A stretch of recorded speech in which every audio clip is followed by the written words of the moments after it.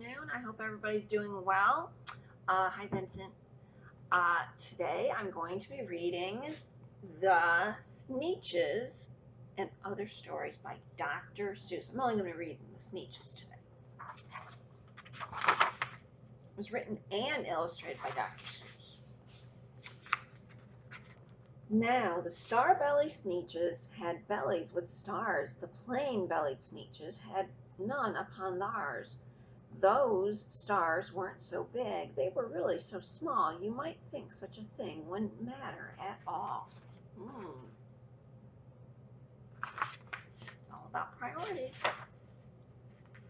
But because they had stars, all the star-bellied Sneetches would brag, we're the best kind of Sneetch on the beaches. With their snoots in the air, they would sniff and they'd snort. We'll have nothing to do with the plain-bellied sort. And whenever they met some, when they were out walking, they'd hike right on past them without even talking. How rude. When the star-bellied children went out to play ball, could a plain-bellied get in the game? Not at all.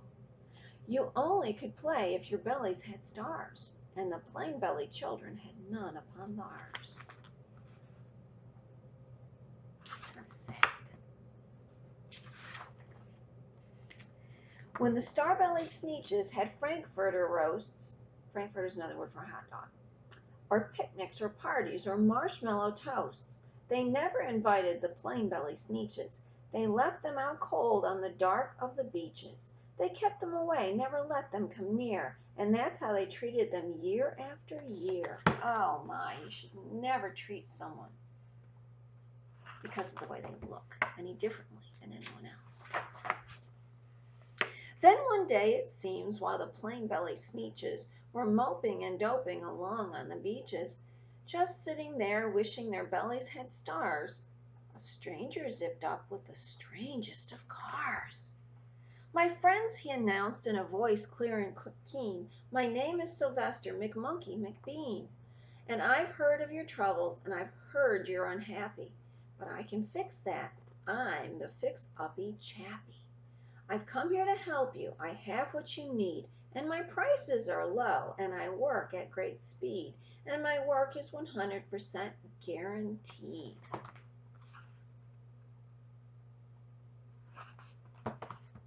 I don't know. Are we going to trust him?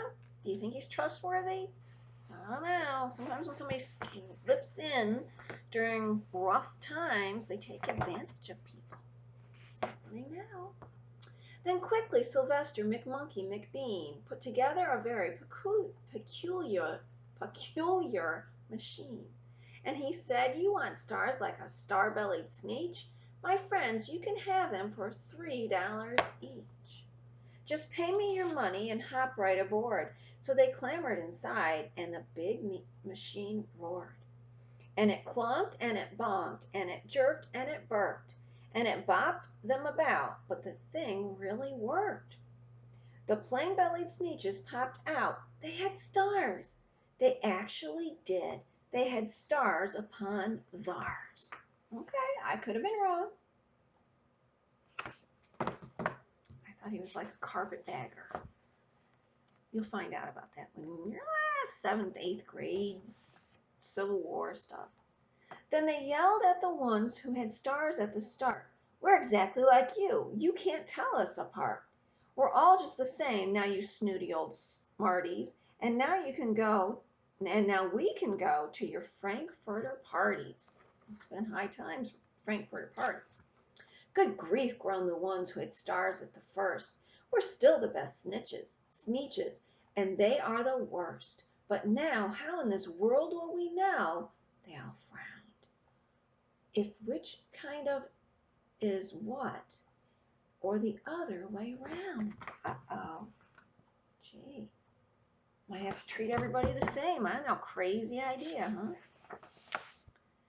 Then up came McBean with a very sly wink. And he said, things are not quite as bad as you think.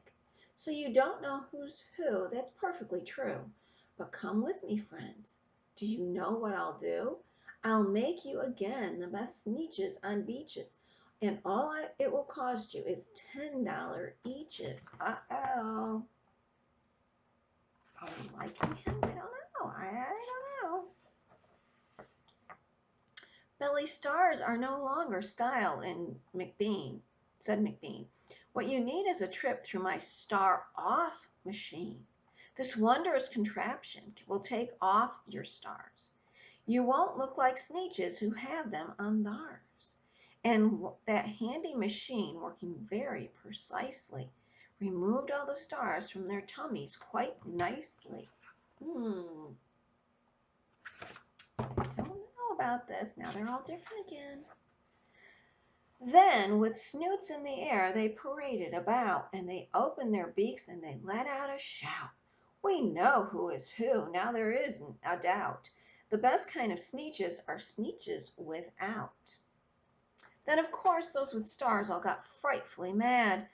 To be wearing a star was now frightfully bad. It was pretty bad during the Holocaust, too. You'll find out about that in about 7th grade, too. Then, of course, old Sylvester McMonkey McBean invited them into his star-off machine. Then, of course, from then on, as you probably guess, things really got into a horrible mess.